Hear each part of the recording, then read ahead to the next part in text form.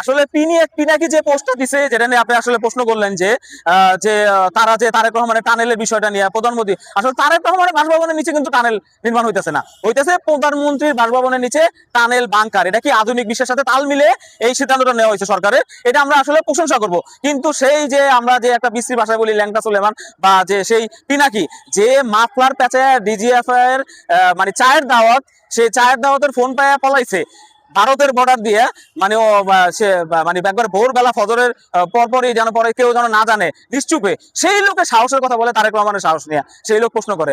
যেই লোকে 18 মাস তাদের বসানো সরকার ছিল, তাদের আইজিপি ছিল বাহার ভাই, তারপরে আপনার তাদের যে পররাষ্ট্র যেটা তাকে বলছে যে খলিল ভাই অনেক প্রশংসা করছিল, এখনো সে পররাষ্ট্র মন্ত্রণালয়ে আছে, এবং তারও যে প্রিয় ব্যক্তিত্ব সেও ছিল পররাষ্ট্র মন্ত্রণালয়ে। ও পিনাকি তুমি তো আসলা না, ইলিয়াস তোমরা তো দেশে আসলা না, এখন তোমাদের কিসের ভয় ছিল? তোমরা এত সাহসী মানুষ, এত বড় বড় লাফাও টাফাও ই করতেছো, আমরা তো দেশে আছি, তোমরা কেন দেশে আসো না? তারেক রহমান তো ঠিকই দেশে আসলো, তোমরা কেন দেশে আসো না?